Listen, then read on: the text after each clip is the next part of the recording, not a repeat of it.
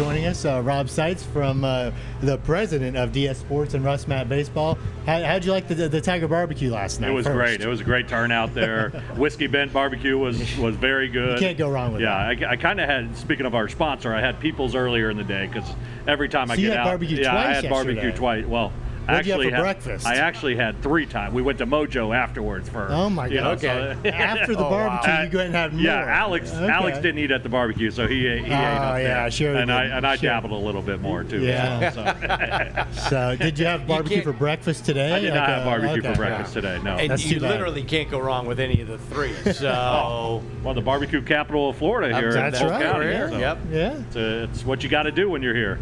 So things obviously ramping up for you right now on the RussMatt side. You wear many different hats, but RussMatt, it's that time of year. So talk about the upcoming schedule. How does it ramp up for you? We got a few games coming in here. We got 400 plus teams and right around 1,500 games coming in over the next basically couple months here. But really with the college stuff, really busy from March 1st to like March 20th time frame there, with March 7th having 73 games on March 7th and 68 on March 14th. So we got a lot of busy days ahead of us for sure.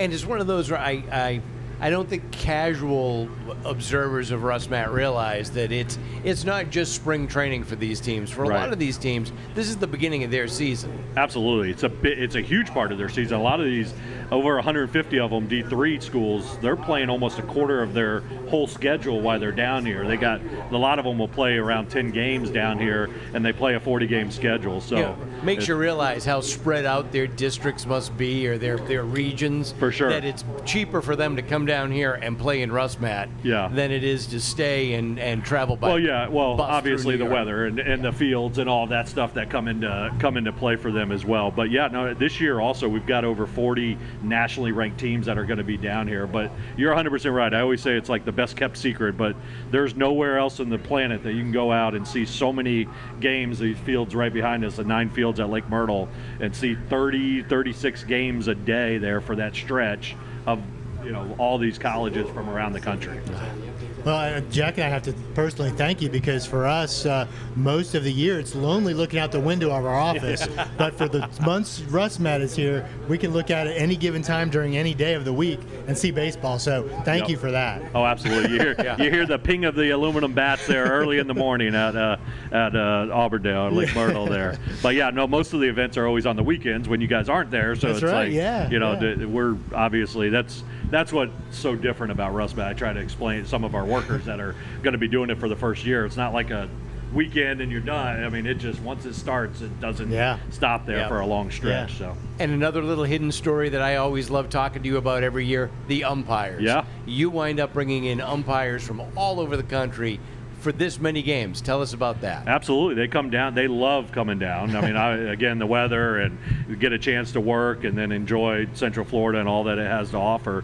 But we bring in close to 100 umpires every year down here, and they stay at all the vacation homes, condos, townhomes throughout the community in Winter Haven, where we have the 4 fields, and Auburndale area with the 9 fields, and Davenport with the other 4 fields. So, but that's so important because people don't understand, but Florida doesn't have enough officials to be able to cover all of these additional games with all the regular games they have going on as well. So. And it turns out to be like an umpire networking event as well, because a lot of these guys may know each other, but a lot of them don't. They don't see each other normally, so then they're networking and talking about what they're doing and other opportunities for them. Absolutely. I mean, it's a great opportunity. United Umpires are the one that organize it all for us, but it's a great opportunity for the guys from Wisconsin to talk to the guys from New York and the guys from Massachusetts. They come from all of the places our teams come from, obviously, as well. But it's a good opportunity for them to really get to know each other, and a lot of them have gotten to know each other and have been coming down and staying here for They doing many clinics years. As well?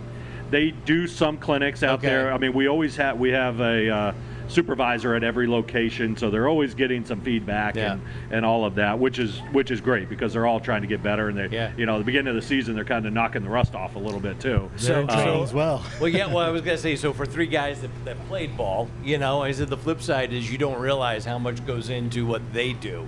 Oh, for sure. So to go to sit and watch one of their clinics, which I've done, you're like, wow, Yeah. this is a lot of work. Yeah. Oh, absolutely. Yeah. No, they work extremely hard, and a lot of them are doing the same thing the guys are doing up there. They're in the cages, and they'll actually get in there and just see pitches just to get Nice, back yeah. to seeing these live pitches and working out their strike zone and all of that. They work very hard to get to the level that they are.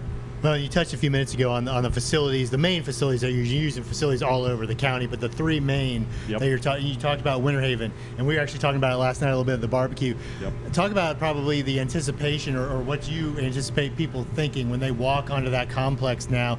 Some teams played there last year. It Yep. wasn't 100% ready. Correct. Now Chain of Lakes complex is ready. Talk about that facility and what Yeah. that's going to be like. Yeah, the great thing, I mean, they did the city of Winter Haven and obviously Visit Central Florida Sports did an incredible job putting the place together.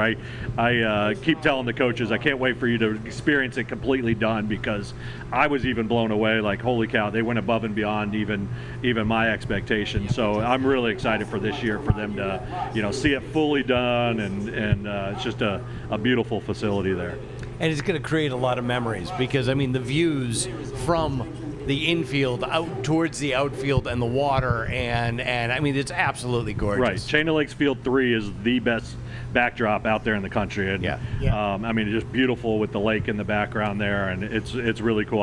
I'll actually, even when I'm over here, I always check all the live streams and all of that, but you see that live stream there and you're like a little jealous of those Yeah. fishing boats that are out there catching some bass out there and all Yeah, that. no, So it really is. It's an amazing view. it is. It's gorgeous. Beautiful. Well, you talked about the live stream opportunity, but people that want to come out and watch these games in person, unlike Jack and I, we could charge, I guess, if people want to come in our office and watch. But talk about the passes available, and also the awesome opportunity for kids 12 and under to get in and see these games. Yeah, as all well. kids 12 and under are free all the time. We do $12 admission to come out there, and that's a full day admission too. And you can also go from Chain of Lakes to Lake Myrtle to NERP as well and see a bunch of games there. So there's definitely that opportunity. And then we just launched this year as well for Polk County residents on Sundays that it's free admission with the wow. Polk County ID there to show that. So I'm really hoping that helps to get the locals out here, Yeah. because again, it's such a great opportunity to